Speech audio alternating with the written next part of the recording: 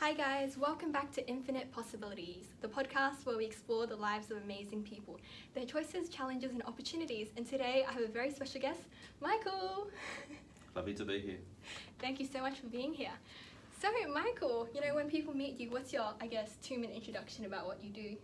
So Karen, I'm a partner at Kpmg and I look after the Queensland operation of Kpmg, so the chairman for Queensland, and also do most of my work in management consulting. I've got a combination of both commerce and psychology qualifications, and so most of the work that I do is organisational change, leadership related work, performance improvement, and most of it's across the government sector. Oh, That's very my story. Exciting. Yeah, cool. So we really want to know how Michael got to where he is today. Sure, yeah. So we're going to start from the beginning. Yes, yeah, great. Yeah. Michael, so what kind of child were you like growing up? What kind of child? I was just a pretty normal kid, I think, normal background. I was born in Sydney. We moved to Queensland when I was only 5, so I've done all my schooling in Queensland, gone through university in Queensland, always worked at Kpmg here in Queensland. But pretty normal childhood. Loved to be outdoors. Back in the sort of 70s when I was growing up, we spent lots of time riding our bikes and playing cricket and playing lots of sport. So just enjoyed that whilst I was growing up, and then lucky enough to go to uni out at UQ, and then continue to sort of grow up, and then here I am at Kpmg. Wow. Yeah, so what about in terms of personality-wise? Were you a very shy, introverted kid, or...? I kind of was probably on the middle of the road. Like, I'm not the most outgoing, exuberant person, but once I get to know people and develop a friendship, then it's, I really enjoy being with other people. So probably, I don't know, neither one or the other. Had a great group of friends growing up through school and through the sporting teams that I was part of, and I think for me, being part of those teams on the way through was pretty formative. I played soccer for 7 or 8 years, played in the cricket teams, indoor cricket teams, and just really enjoyed being as part of a team. And then when I left school and went through university, worked in a part-time job and sort of was part of a team there, so just really enjoyed that. Oh, that's cool. And what kind of skills and things did you learn from sports? Did that make you really competitive, or...? I'm not really competitive, but I just enjoy being part of a team, thinking about the strategy of how we're going to improve our performance. I think understanding the roles that different people play in a team. I think one of the bits of advice that I got given early on was, you don't need a team of fullbacks, and I remember thinking about that, going, what does that really mean? And what that person was trying to tell me is you don't want lots of the same people in the team, you want different skills. So part of it for me was to recognise the different roles that we had, and if we all did our jobs well, then the team would perform well. But it really required understanding what others were good at and understanding where they could help you.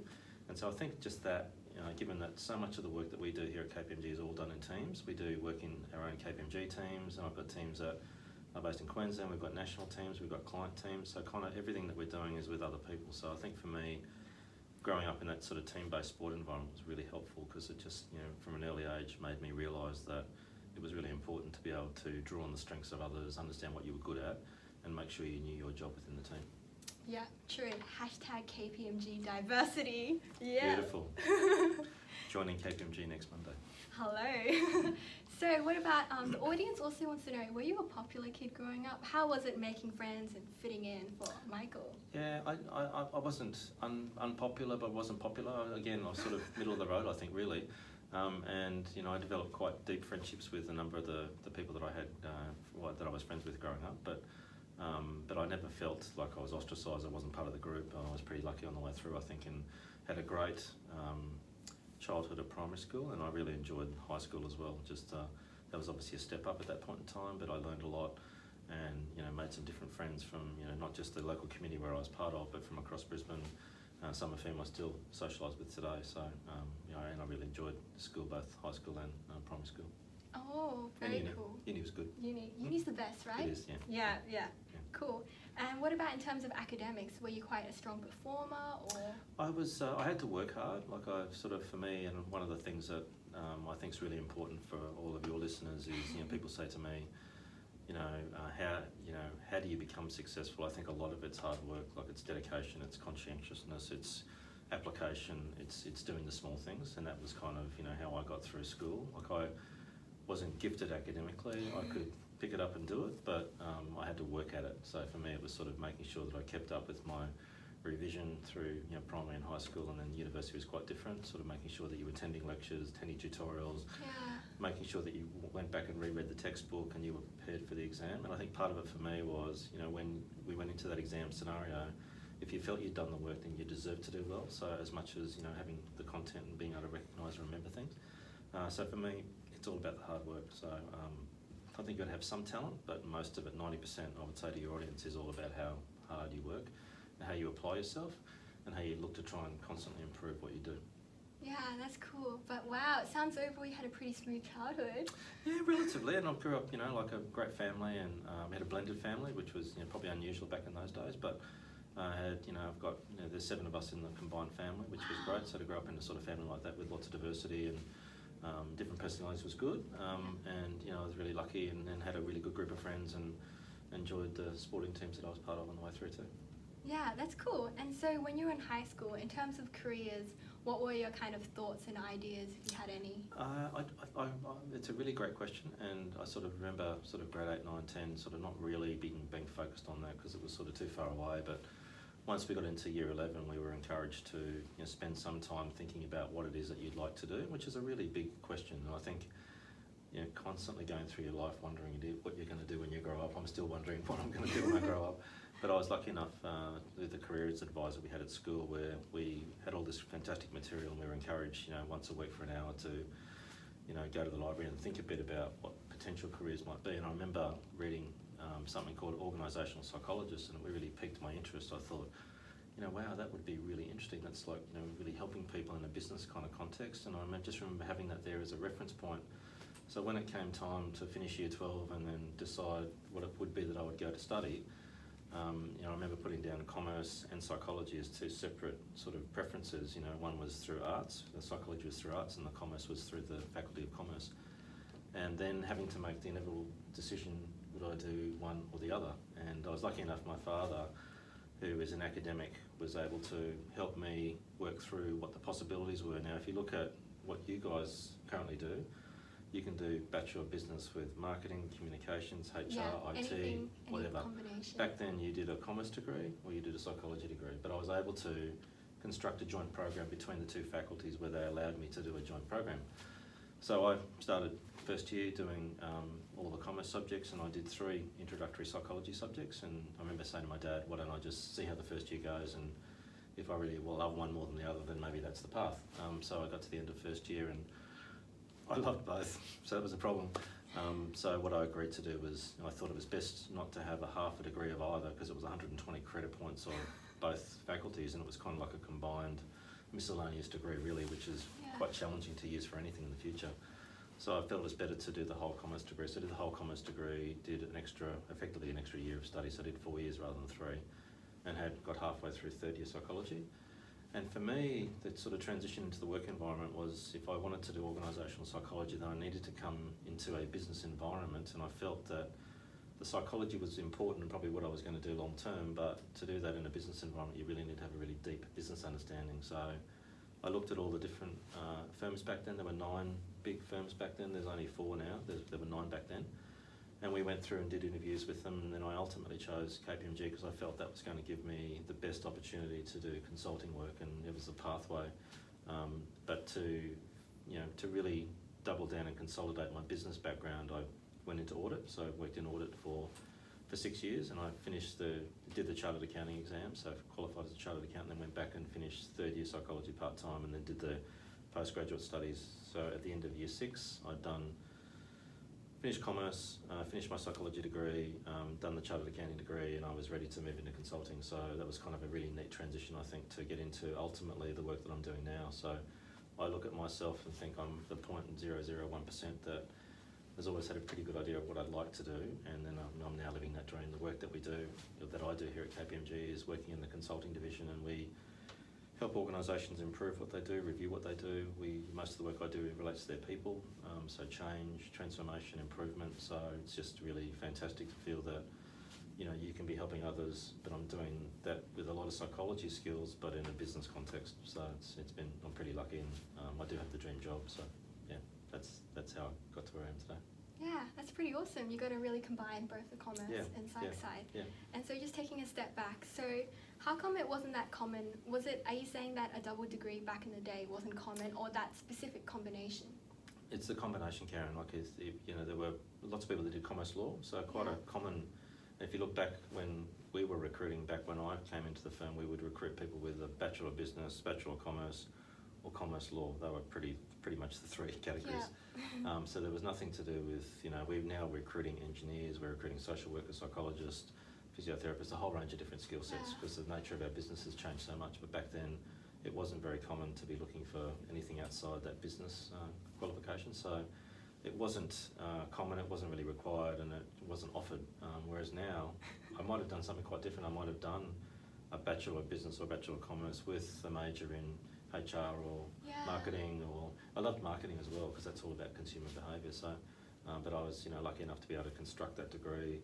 And for when I came into Kpmg and I was doing that, I was the only psychologist within the firm nationally. There are now maybe 200, 250 people that have that qualification. So it's been great to sort of see the focus the firm has put on that part of our business. That's cool. They should name it the Michael Hiller double degree. No, yeah. Quite common now, but it was back then. It was very unusual. Yeah, that's cool. And how did your father kind of see the link between them? That's like quite smart. Well, because he was an academic, he kind of understood how the handbook worked, and he said, look, there may be some flexibility. We shouldn't assume that you can't do that. So let's go and talk to the registrar and let's have a conversation about what might be possible. So there was an early, tutorial for me in negotiation skills, and they were very happy to accommodate it, and sort of said, look, yeah, we see the merit in what you're trying to do, and but I kind of didn't fit anywhere. I just kind of felt between the cracks. So I really ended up doing the whole commerce degree, the whole psychology degree, and then have the dual degree, and then that enables me to be registered as a psychologist and registered as a chartered accountant, which is a good, nice combination of skills.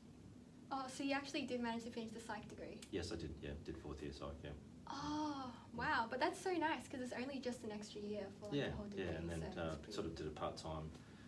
Took 1 semester off from Kpmg to finish it full time, but it was really enjoyable, because by then I'd had 5 or 6 years worth of work experience and had a lot of really good examples to use for some of the research that I was doing and some of the theses that I was writing. So that was good. Oh, okay, cool. And when you were doing commerce and psych, did you love them both equally? I liked them both. Yeah, like I really love. I probably more the psychology, but I really enjoy the business aspect of it. So that consulting. Doing that consulting work in the business environment means you need to understand that context and sort of how business works. And so the audit experience was quite amazing, because what that taught me was, I was part of many different teams. We worked in, organisations across financial services, resources, manufacturing, disability. So I had a lot of different sector experiences, and sort of the nature of working in an audit environment is you're working at the client site with them, working on their information. So you're watching what they do, you're observing what they do, you're seeing what they make, you're seeing the customer reports they generate. So it's a really fantastic apprenticeship for understanding many, many different organisations, which was ultimately a very useful reference point for me when I was doing consulting work. Yeah, that's cool. And how did you, I guess, you chose audit, but like taking a step back, how did you decide accounting was what you wanted to major in? Well, I think for me, the commerce degree, it was really just the best combination. And I just sort of looked and thought. What about finance? I wasn't good at, finance to me wasn't a natural thing. The accounting bit for me just made more sense, and it kind of just felt better for me. And if I was really keen on doing consulting work and working in a firm like this, then they're all chartered accounting firms, so that kind of made a lot of sense to do that qualification, get into the firm, and then ultimately see where that would take me. So the accounting thing and the auditing thing for me was just a really neat fit. And if I had my time again, I'd do exactly the same thing. Like the audit experience was just amazing, really. Like what you can learn from being in that environment and observing and reviewing their information and just really understanding their business in quite granular detail was really, really good experience. Cool. And onto the psychology part, I guess what prompted your interest? A lot of people, they say they want to understand themselves, or was it more kind of the helping people? Yeah, I think one of the things I think is really important for your listeners is talk a lot about the why, and you would have seen the Simon Sinek Golden Circle. It's really, if you haven't seen that, I would encourage you to go and look at, just Google Simon Sinek, S-I-N-E-K, Golden Circle. Excuse me. And I think the really powerful thing for that is if you can sort of understand, why you do what you do, and people want to know why you do what you do, you know. And like one of the conversations we would have had with you as you were talking to Kpmg was, why do you want to come to Kpmg? Why do you want to do tech risk work? You know, what is it about that that excites you? I think if you can find that passion, then it's not really work, it's really quite enjoyable. And you know, I wanted to be doing something that was going to be helping others, but I wanted to do that in a business context. So for me, it was just a really natural fit. And so the psychology thing for me was, you know, a fascination with human behaviour, because a lot of what we do is about leadership and, you know, thinking about how teams work better together and how they can improve their performance. So you've really got to understand the nature of what the individual's looking for in the context of the team. So it just became a really natural. So I was curious about that to start with, and then really interested in that aspect of it, and then the opportunity to learn those skills to help others was really the thing that motivated me. That's cool. And then you also mentioned before, like at that time, you just, you know, flicked out all your CVs when you graduated. Yeah, how did you, like, was Kpmg like the only kind of, I guess, acceptance offer that you got, or did you get others?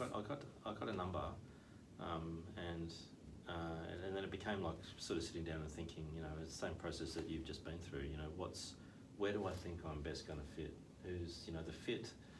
And I would also talk to your listeners about that. If, as you're thinking about where you want to work and what you want to do, I think it's really important that you feel you can join an organisation that reflects the values you have. So coming to Kpmg, you know, I felt that it was, you know, it was very friendly. It was going forward. It had a bit of ambition. It was doing some really interesting work, and it was going to provide me with a path. So I was looking for which one's going to give me the best path to get into ultimately the consulting part of the business. And there was a really experienced consultant working at Kpmg at the time that was doing a lot of human resources work, and I thought that's the person that I want to work with. So ultimately, you know, that's what mainly drove the decision, was that was going to give me the best opportunity, but at the same time this was going to be a really good, fun, supportive, enjoyable culture, and that's, you know, exactly what it's turned out to be. That's cool. And the scandalous question is, did you apply to the other Big Four firms? Yes, there were 9. There were 9 firms back then. Wow. Yeah. Any So acceptance offers from them? They're a Big Four now, but there were 9 back then. Yes. So I had offers from others, but I didn't accept them. Clearly, I came here. Wow, that's pretty cool. And yes, what was your experience as a graduate, if you can remember that? Yeah, it was good. We had a big graduate cohort that year. So there were 17 of us, which was, you know, the previous year the firm had recruited 4, so there were 17. So a number of whom I knew well, you know, from university days. So there was sort of going into, you know, as a graduate or a graduate program with a number of people that I knew. There were others that we got to know, and we had a very tight group of, you know, through that first 12 months. And the graduate experience is a really great one, because I think you develop a really strong network. And I think, you know, the other thing I would tell your listeners is it's all about your network. So you've got to really nurture your network. You've got to develop your network. And the first real professional network that I had was that graduate cohort. And I'm still very friendly with a number of those people today.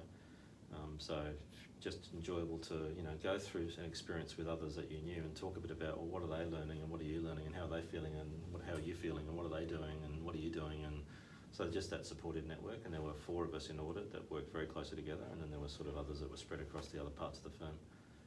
And then we all studied together. So that sort of graduate cohort went through and did all the professional exams together.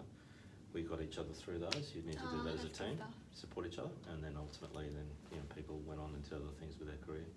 Yeah, that's cool. And I'm surprised that you chose audit. You could have like gone into like HR consulting or something. Well, there wasn't that back then. You had an opportunity to join audit. You could do tax, or you could do small business, or corporate recovery. They were the only opportunities. Whereas now, you're joining a part of the consulting business. I would have loved to have done that, but that wasn't on offer back then. So, because the firms back then were only just starting to do that kind of work, you know, and then now you look at what we're doing a lot of that kind of work. We're still doing the really heritage, traditional parts of our business like audit, tax, and accounting, but we're now doing so much more work around corporate finance and consulting, technology. So the firm's grown a lot, and the breadth of what it provides now is quite large.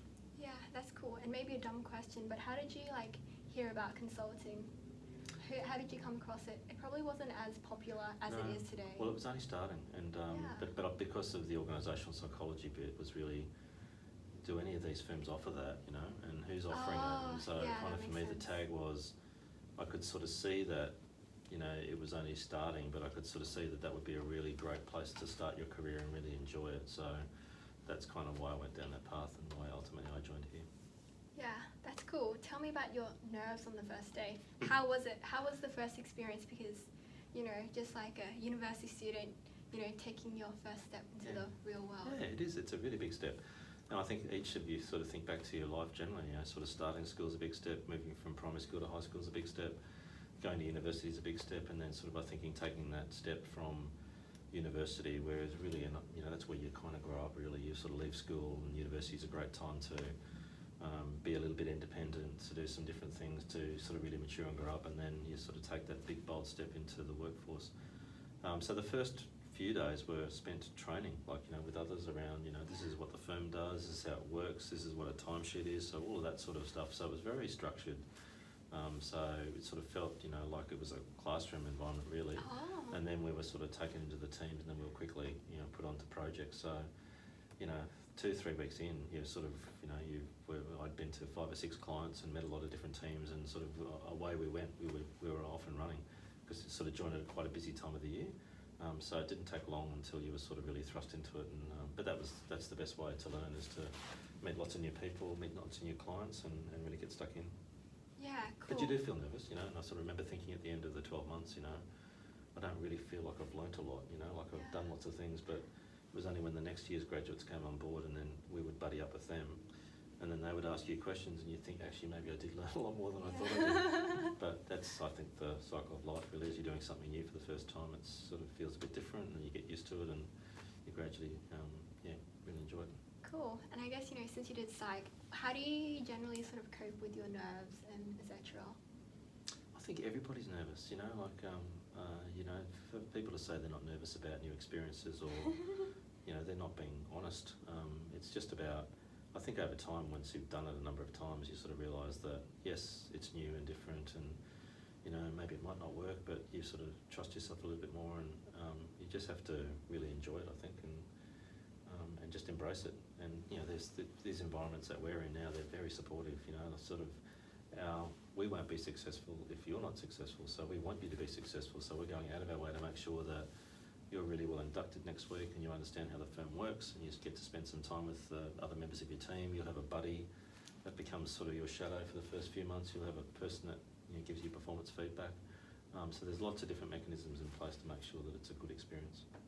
Yeah, that's cool. Did you experience any specific, very challenges during your first year? Yeah, well, I remember sort of, as you're not really familiar with it, and sort of we're out on client sites, and sort of audit relies on you doing certain things at a client, and, not every client, is embracing you and sort of clapping as you come through the door, because they're busy, and so you've got to learn to navigate that environment. You've got to learn to get the information you need from them, and do that in a way that, provides the best quality audit for them, but also doesn't get in their way. So you kind of learn those skills along the way, and you've got to use your judgment, and you've got very experienced people that you're working with as well, so that's always good fun.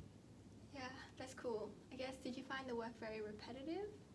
I didn't. I really, I look back, and I did it for 6 years, and and I honestly can say I enjoyed all 6 years, and I worked with clients over that time frame that were changing, that were being listed on the stock exchange, and were sort of raising more capital. And so you just learn to really, what I felt was I appreciated being part of their journey, to sort of see. I remember doing an art union audit for the Multiple Sclerosis Society of Queensland. It was their first limited edition art union, where they bought a $70,000 motor vehicle, and they put that in the lottery. Wow. I think they've now done like 250 of those. We did the first one. So you think back of that, and sort of, that was great. That was a really big development for them, and that led to lots more funding coming into their program. So, there were lots of different things to celebrate. We had fantastic relationships with those clients. We knew their business well.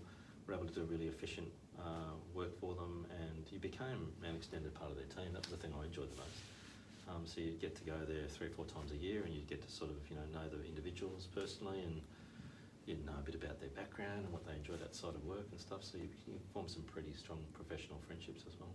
Yeah, that's pretty cool. It sounds like your life has gone pretty smooth. Yeah, I'm waiting for the, was there a big, Well, I do feel lucky. I certainly feel lucky, and I think, luck plays a big part in all of our lives, but I think you've got to make your own luck as well. And I think, the thing for me is, I suppose I've been curious. I've been curious about how things work, and how we can improve things and sort of getting to understand different people. So I think if you, and what we're, I think the key advice I could give your listeners around, developing their career is to really, as I said before, work hard. Like, I think the people that get ahead are the people that are prepared to put the effort in to go the extra mile, and, to do a thorough job, and to just, really be curious and enjoy it, because it's a great environment. Like, you just meet so many great people, and I love the work that we do, and I can sort of see the impact of the work that we do has on a client or has on part of government or the policy they might, we've done some amazing work in the last 2 or 3 years with COVID, helping different organisations manage that. So there's lots to enjoy and to embrace and to be really proud of. Yeah, wow. And can you also tell me about the journey from graduate to partner? Like, did you ever kind of consider, hey, this is a really big world, you want to maybe explore the companies? I never started thinking I wanted to be a partner. I didn't really know what a partner was really, when I started. I sort of see them as sort of senior people in the business, but I never had that aspiration. I had the aspiration to do the chartered accounting exams, get through that, go back and finish the psychology because it was only half done, and then get to the end of that. And that was going to take me, I thought, 4 or 5 years. It took 6 years in the end to do it in the time frame. And then to get into consulting, and that was as far ahead as I planned, and I got that. And at the end of 6 years, I moved from audit into consulting. There were 15 of us, it was very early days. It wasn't highly structured like it is now, and then that was the start. And then I didn't have anything planned. I got to that point and thought, right, okay, that's the first step. And then things happened, we developed a business that I never thought we were going to develop, and lots of opportunity came that I never thought was going to come, and then things just came along, and sort of the rest of it was sort of, I've done lots of different things over those 5-year time frames, but none of that was planned when I was leaving university. The plan was to really get those 2 qualifications and then see where that took me. That's awesome, because it sounds like you almost, you're focused on your work, you stayed at Kpmg, and as a byproduct of the accumulated experience, you became partner. Yeah, well, but I think that's what it is. It's, it's sort of, I don't know, you need to have goals in your life to sort of aspire to, but I suppose the thing for me was to sort of just progress through having different experiences and doing different work and just enjoying that, and then things start to happen, and then all of a sudden you're sort of sitting there and then you can be a director. So I was promoted to director in the business, and then that's when I sort of thought, okay, is this what I want to do? And you've got lots of role models there, and none of them are exactly the role model for you. They've all got different styles, and you manage to sort of pick the style you think is going to work for you, but they show you the way and show you how to do things. And then I sort of thought, yeah, I'd really like to stay long term doing this work. And I couldn't think of a better environment to do it in. The project work is by its nature very varied. No 2 projects are the same. It's different, it's strategic, it's, you're helping a client, there's challenges with it. So it's just, that's what keeps you engaged, I think, is the quality of the work that you do, the quality of the clients that you work for, and most importantly, the quality of the team that you work with. We have lots of great people here that are easy to work with, that are highly motivated, very capable, but fun to work with as well. Yeah, that's cool. And just also wondering about the promotion process. Was you said you took 6 years to get to partner, right? No. How long did Many more years to get to partner. Oh, okay. I was going to say, first 6 years was sort of working through audit, then moving in. So I, took a backward step to go into consulting. So I came in as a consultant, even though I was sort of manager level within the rest of the firm.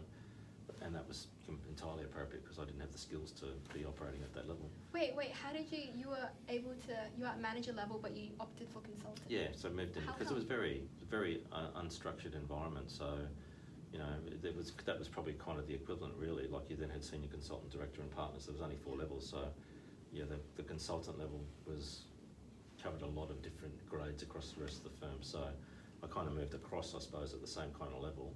And then it took a little while to get to senior consultant, and then the rest happened over that time frame. So I don't know. I think from start to finish it was 13 years, maybe 14 years, something like that.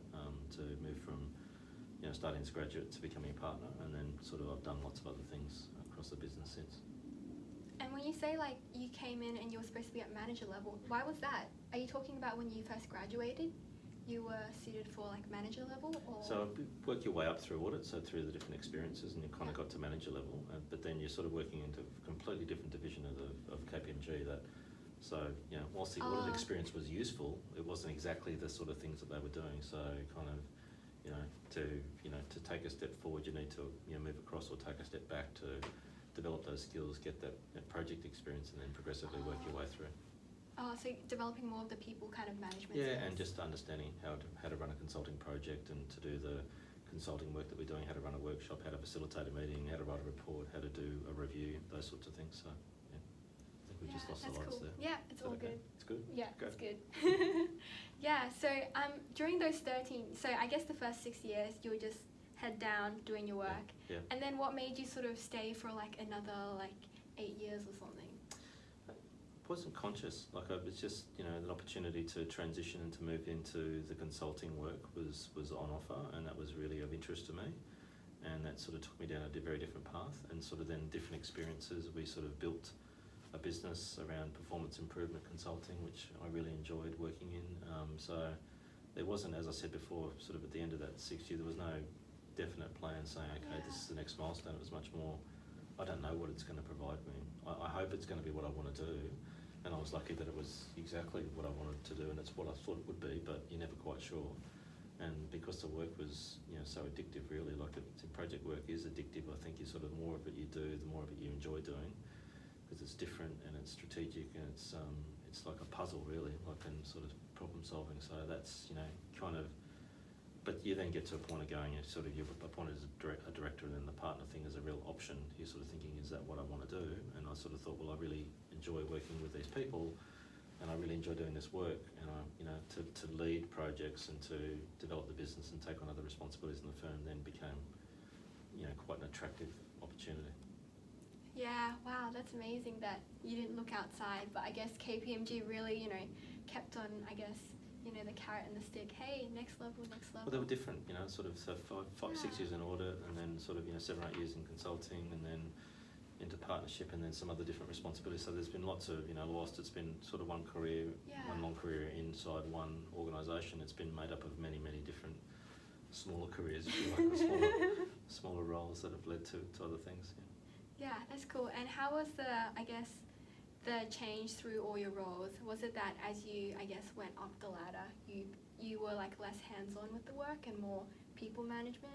Yeah, there's definitely an element, sort of some of the leadership work is that and that's a real transition, it's a very different thing to do the analysis and write the report than it is to lead the team and review the report. And so those skills you learn as you sort of move up, you sort of take more leadership responsibility, management responsibility across the project, and you're sort of doing less of the detailed work, so but you're doing a lot more leading the client conversations and sort of thinking a bit about how we might present the final report and what the recommendations might be, and then looking for opportunities to win other work. So sort of it's a gradual thing, and sort of I think as you progress up your career, you start to do more people management, more client management, and do work that's more strategic as opposed to sort of the stuff you're doing when you're less experienced is much more detailed, more analysis, but doing that well at that level allows you to do the other things really, so it's a nice progression, I think. Yeah, did you ever miss on the very detailed, hands-on kind of being in the midst of things? Kind of always like that, I still, on some occasions you might be doing a piece of work and there might only be me and one other person doing it, so you sort of do get the opportunity, the luxury I would say, to sort of get into the detail, and which is really great. Because that, being a practitioner is kind of what drives us all, I think. You want to stay current, you want to keep having your skills used. So there's always that temptation, that luxury to go into the detail, and that's really interesting because your kind of brains are your sort of problem-solving mindset, I think. So to sort of throw yourself into the detail and read up about it and look at the information, do the analysis is really interesting work. Yeah, and was that opportunity rare? That wasn't much of your day, I guess. It becomes less of your day as you sort of progress, but you always need to, and from time to time you do need to drive right down into that detail depending on the nature of the work that you're doing.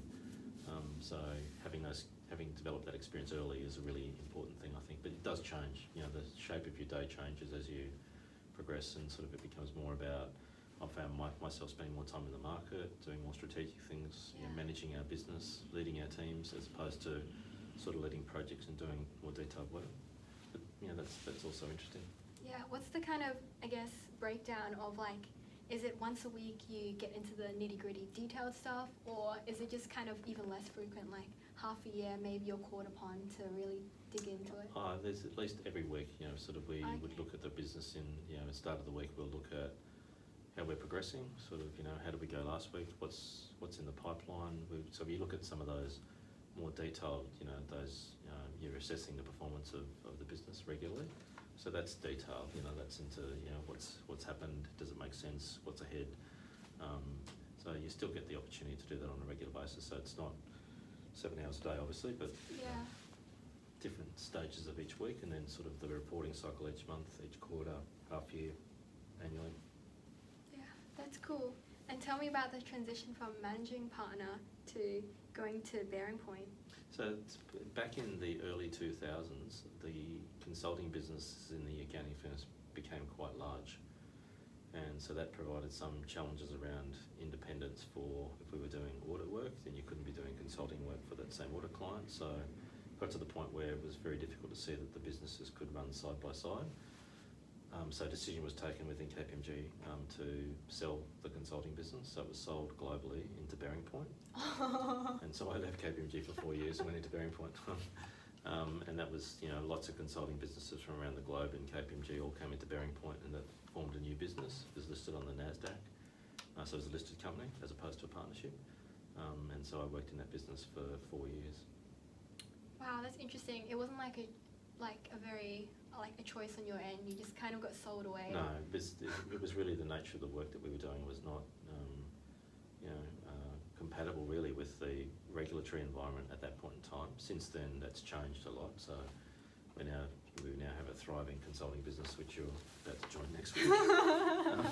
And it's a very different environment. The conflicts are still, very, the need to manage them is very present. Yeah. But it's, we don't do any additional work for audit clients, but there's a whole pile of work that we do in the consulting environment for a range of other clients.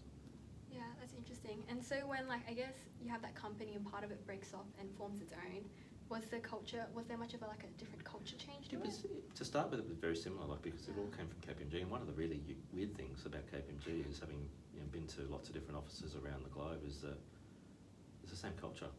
It's kind of weird, but sort of, even albeit there might be some cultural differences in terms of that country, but you meet the people, and one of the really great things about the firm is that there's so much capability, and you get to, know some of the global people, and they're really helpful. And so we're working, I've worked extensively with lots of other colleagues in government, through the UK, the US, Canada, into the Middle East, and it was just great to understand what they were doing and what could we learn from them, and they were very interested in what we were doing, what could we bring to their clients. So just that kind of client base is really, but the culture was the same to start with, but what changed a bit with Bearing Point was it became very focused on technology consulting, big implementation, and that wasn't what I wanted to do 100% of the time. So I sort of made a decision back then to sort of say, look, that's great, but I don't want to do that stuff. I really enjoy the people bit, so I came back to Kpmg, and that was back in 2006, I think, and then I've been here since then.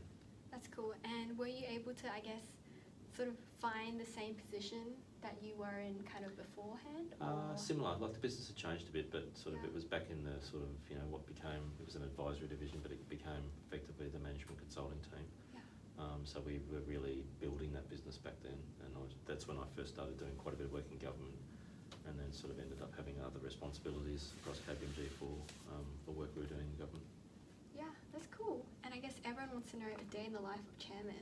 So can you break it down? What time do you wake up? What happens? A day in the life. They're all different days. So if I look at today as an example, so I've just come back from a meeting with a client. So we've done a big piece of work for a client. So I went at the end of that piece of work and said, I'd just like to get a bit of a debrief on how our team went. So I got some really great feedback from that client around our performance. I'm now talking to you for this hour, which is really enjoyable to meet all your listeners. This afternoon I'm connecting with our team down the Gold Coast. So I spent the day at the Gold Coast yesterday. We've got an office at the Gold Coast and one in Brisbane. So the Gold Coast is about to reopen their office next week, so we've just renovated that office. So we were down there yesterday looking at that and doing all the final checks and balances before that opens on Monday. And I spent the morning looking at, we're going to be moving offices at some stage in the next 18 months, so looking at a couple of different parts of the market. So I spent we did some site visits this morning. I spoke to our CFO this morning for half an hour, came back and there's inevitably email traffic. So, so every day is different, but the commonalities are really, lots of conversations, meetings with other parts of Kpmg and lots of client contact. So that's enjoyable. Yeah, cool. And what time does your day start and what time does it generally end? So I would be, if I'm working in the office, I'll be probably at my desk by 7. Wow. It's the best time of the day to work, really. You're a morning person, yeah? Yeah. And then I would leave here probably about 6. If I'm at home, then, probably the same hours, but I much prefer to be in the office, and the nature of the role that I've got is for the whole of the businesses, you really need to be seeing people running into them. Hey Karen, how you going? What are you working on? You enjoying that? How's your first few weeks been? Be good to catch up in a few weeks. Let's grab a coffee in a couple of weeks, and what projects you're working on. So just really the opportunity to keep tabs on what people are doing. So that's really important for me to be in here, to be in the office. But that's not been possible in the last few weeks because of the COVID scenario. But back from next week, we'll back in the office, and so that'll be really good. Yeah, that's cool. So you work for like 11, 12 hours a day. So yeah. What percentage is it? Like, how many hours do you think you spend just talking like straight? That'd be like a solid 10, right? Well, I think the thing noticed with COVID is that sort of so much was just done in that electronic environment that, there's so much more contact, so much more talking than what we did before. Oh, no. And you sort of press the button on one meeting, finish that, and you're straight into the next meeting, and it just goes back to back to back to back to back. So I think we're doing a lot more of that, but a lot of what I do is working with other people, and we're working on different things together. So we're talking about proposals, or we're talking about client work we're doing, or we're talking about planning we're doing, or how the business is going, or some things we're doing with an external organisation. So lots of what I do is communicating, talking, meeting people, checking in, talking to our people around how they're going. So all of it's talking. Wow. Do you ever get sick of that talking? No, it's great to be with people. Yeah, it's really cool. Fun stuff, and everyone's got a different story, and so we've got so many amazing people that we get to work with. So it's just nice to feel you're part of all these big teams. Yeah, that's cool. Because you said you were like an ambivert, so I was thinking like, wow, like I would consider myself an extrovert, but 10 hours a day, man, that's pushing my limit. Yeah, you don't think about it that way though. You sort of chunk it down into all sorts of different interactions, and it goes pretty quickly. And I find that whilst I'm not a raging extrovert and not a raging introvert, I'm sort of in the middle. You do get a bit of energy from that contact, I find. It does, some stages it does become tiring. Yeah. But what I noticed when I first started work, if I go back to that earlier question about when you first started, I found it really difficult to concentrate for 8 hours. I think what you'll find in the next few weeks is whilst you probably spent long hours studying and late at night studying and stuff, but to do it concentrated for 8 to 10 hours takes practice. And so I felt when I first started, I'd get to lunchtime and I'd be fading, and then I'd need to have lunch, and by 5 o'clock I'd be fading. But over time you build up the match fitness, is what I call it. So it'd be interesting for you to check in on that in the next few weeks and sort of see how you're feeling energy-wise at lunchtime and at the end of the day. Yeah, I'm going to be sleeping at my table. No, kidding. I gather that you've got plenty of energy, is my sense, so you'll be fine. Oh, actually no. It's like when the person is gone, it's kind of crashed. So I'm kind of wondering, you spend your day 10 hours a day talking. So when you go home, are you doing another like 3-4 hours of talking, or you become quiet mode? I'm quiet, yeah. Really? But you have kids, so how does that work? Put the day behind you. Hey, Daddy, want to play with you? It's a different conversation, when you're sort of talking about social things, though. It's important, I think, to have that. What I found with the first part of COVID, when working from home, is that there was no separation between work and home. So up early in the morning and you're sitting wherever you're doing, whether it's a lounge room, whether it's a spare desk, or whatever it might be, and then you're there the whole day. And then you finish work and you're still there. Whereas if I'm working in the office, then I will get up, get organised, I will drive into the office, so that's the separation bit. Yeah. Do my work, and then I'll drive home, that's the other separation bit. Whereas I think when you're at home, it's just one long, drawn out Groundhog Day experience. Yeah, did you find any kind of like hacks to sort of make your working from home life easier? You needed to do that at the end of the second week. I felt I had no structure, no routine, so then I needed to really be much more focused on chunks of activity through the day and making sure that I was getting up and going outside and walking or even walking and talking. We sort of have different meetings where you can easily do them on your phone and you can be walking at the same time, so looking for those opportunities. But just to making sure that you're getting up, so the incidental exercise that you tend to do when you're in this environment is significant, and you don't do that at home. So you've got to make sure that you're sort of making sure you spend a bit of time to remain active and remain alert and focused. Yeah, that's cool. Also, like a fun question. So you have 3 boys, and you were at home during, like, everyone was at home during that period of COVID. How did you sort of manage, because 10 hours of talking and you have 3 kids in the background, were they constantly sort of interrupting, or did you put any hard barriers in place? No, well, I was able to see, I think we just all found a different part of the house to work in, so it was important that we respected each other's space. And probably it was a bit lucky, I think, but it seemed to work out okay. So, but no, it was good. Yeah, and the advantage of all of that too is you did spend more time with each other, so that was a nice thing. Yeah, a bit too much time maybe. So, what do you think is the kind of hardest part about being chairman? I think it's where you spend your time. Like, I think the most precious thing that we've got is our time, and prioritising where you spend your time, because there's so many things you could do, but what are the things you should do? So it's constantly that conversation, the sort of discipline I try to have is every day is spend 5 to 10 minutes at the beginning of every day just thinking about the day ahead. So what's in my diary? I've probably got a snapshot of my diary here. That's my diary. So that's the thing I printed out last night. I looked at that and thought, okay, that's what I've got today. Where am I at in terms of preparation for each of those activities? What do I need to do through the course of the day to be ready for those activities?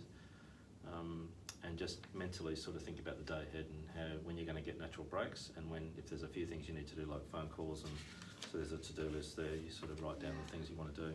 So I think having that structure is really important to sort of think a bit about where you spend your time.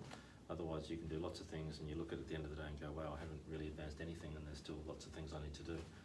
So that's the hardest thing, I think, and but you get better at that, and through the context of different parts of different weeks of different months, certain things become more important, so you go through a bit of a cycle. So I found the first 12 months was lots of different experiences, and then sort of once you've been through it once, it was sort of okay, you've got a better idea now of where you might spend your time, how you might do things differently, but I think that discipline and just making sure that you know what's ahead, and then also what you've got to do, I think, is be looking at the next 2 to 3 days, because you don't want to. Sometimes if I haven't done that, I'll find myself going, wow, I didn't realise this was on today, and I haven't done the preparation for this activity. So you've got to be, constantly looking at your diary and thinking about where you spend your time. Yeah, that's cool. And wondering, when you go home, do you ever check work stuff? Yeah.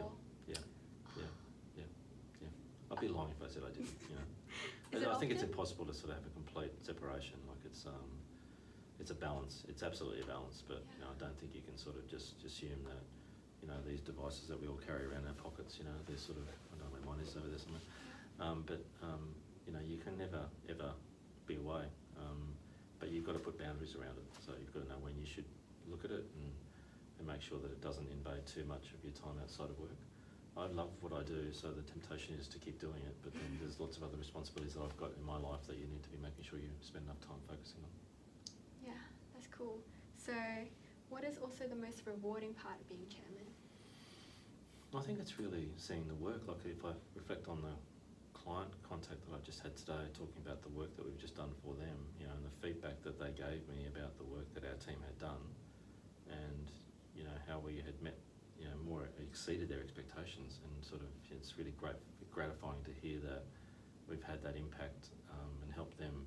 I go back to what your core mission is to help others, and sort of you feel like we've done that. We've really helped them through a challenging situation to review something and improve it, and the feedback that they gave us around the work we did was exceptional. So that's the best bit, it's sort of seeing the work the teams do, seeing how excited they are about the work that they do.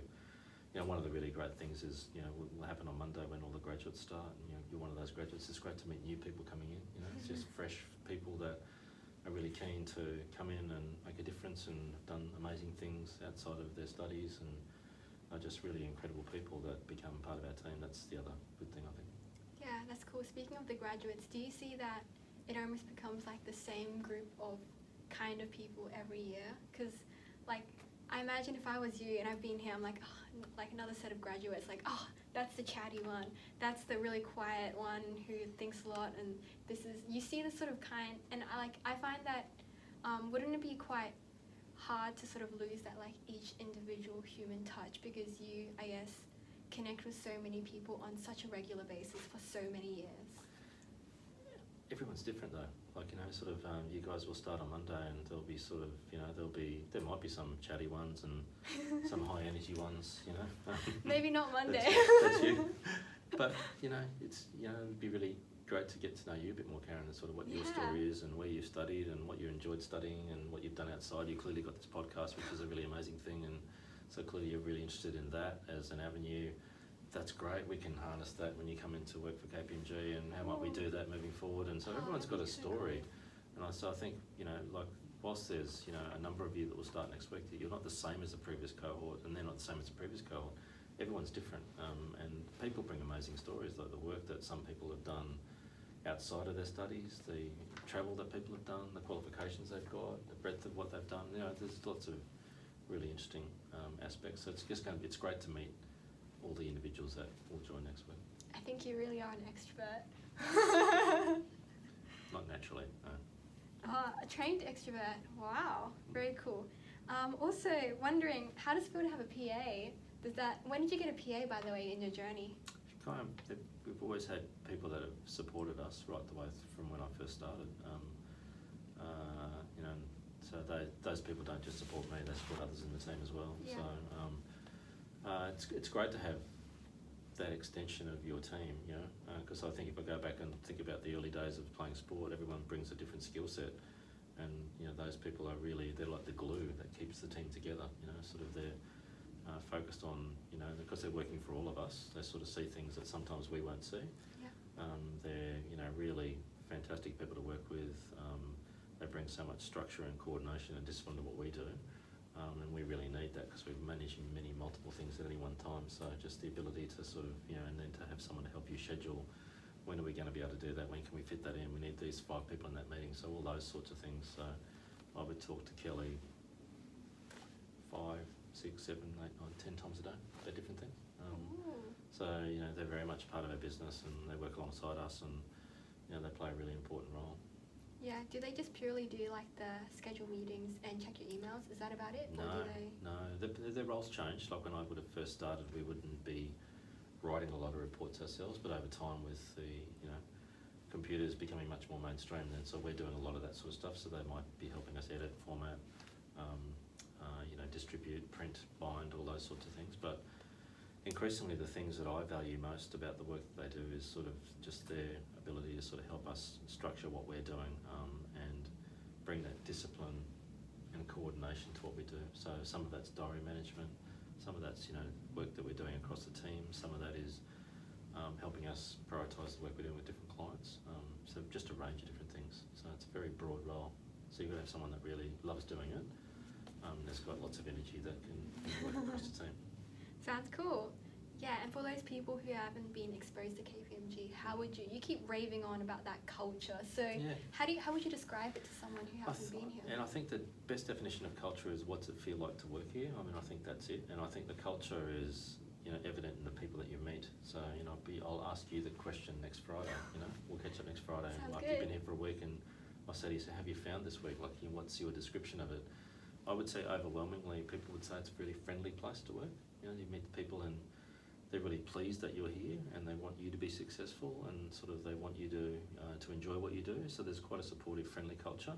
I'd also say it's performance based. Like we're here to deliver outcomes. We've got fantastic clients that need certain things, and it's very time bound nature of what we do. Things have got to hit certain deadlines to allow the clients to do the work that they do. So there's that aspect of it, but I would sort of say overwhelmingly, I'd say it's friendly, supportive, collaborative, good place to work, I think. Yeah, sounds good. So I'll test you out next week. You can tell me. Yeah, I'll probably recycle it from the interview. So we got a couple more questions before we wrap up. Yeah. So, what do you think the meaning of life is, Michael? Helping other people. Yeah. Nice. Yeah. So if you won the lottery tomorrow, what would you do about your life differently? If I won lotto tomorrow, Yeah. I'd do nothing differently. you know, I would, you might, you know, spend some of that money if you want it, but I wouldn't want to stop doing the work that I do. You know, I've got the, you know, I don't know, it sounds like a bit of a fairy tale, this whole conversation, but I'm just lucky to do stuff that I really love doing and to do it in a really great environment and to really enjoy it. And I just, you know, it doesn't feel like a job. I wouldn't do anything different. No. Wow. Might travel a bit more, that's about it. Yeah. You wouldn't Buy a flash car, that's it. Yeah. Wow, you wouldn't cut back on your work hours a bit? Not really, like, you know, Wow, good stuff. You'd work for free? maybe. Wow. We'd like to go do some charity work at some stage in the future. Yeah. Oh yeah, that would be cool. So what is next for you then? Where do you see, I know you're not like a very kind of planner about next steps, but do you have any big dreams? But there's still, you know, work to do at Kpmg, I think, for me in the short term. But post that, I don't know, I think to do some charity work, I think it'd be, you know, it's really important. I sort of talk to a lot of our people around how privileged we are. We are the 0.05% of the population that are lucky enough to have a really great education, you know, both, you know, primary, secondary, tertiary education, to work in an environment where, you know, we're well paid for what we do and it's a really professional environment. So there is a expectation and responsibility, I think, to be giving back. So, you know, what can we do? You know, that's the question I asked myself when I finished my time at Kpmg. What can I do for others? You know, there's, you know, board work we could do, there's other volunteering work we could do. Let's do maybe some counselling, sort of. I think that sort of fits with the psychology profile, so that's sort of something I'll explore in the future. So maybe some coaching of other people. So that some people related type activity, I think, for me. Do you think that, like, you know, coaching and the charity work, would that be a sort of quotes extracurricular, or do you think that you would probably, I guess, I don't know, maybe like leave the organisation and go full out, or you would always want to have some element of what you do?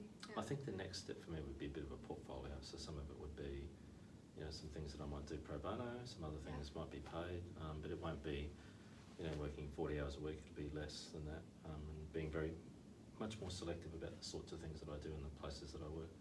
Yeah, sounds good. And what is your ideal perfect day in the life? It doesn't have to be like a work day, but just in general.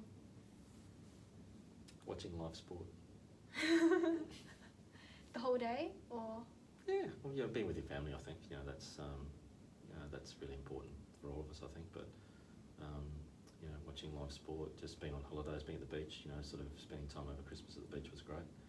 It's always a really nice place to go. I think it sort of centres people and relaxes people. It's nice to take that time off over Christmas. That's really the ideal day, I think, sort of where you're able to go and, you know, do something that you really love, but you're in a really relaxed environment that, you know, where you can enjoy the sun and hear the pounding of the ocean and, you know, walk along the beach is good. Sounds good. Hopefully you can do that tomorrow. It's the weekend, right? Nice work, Karen. Yeah. And so we're at the end of the podcast, so I want to say bye. Thank you for having me, and I hope some of what I've said is of some use to some of your listeners. So. Yeah.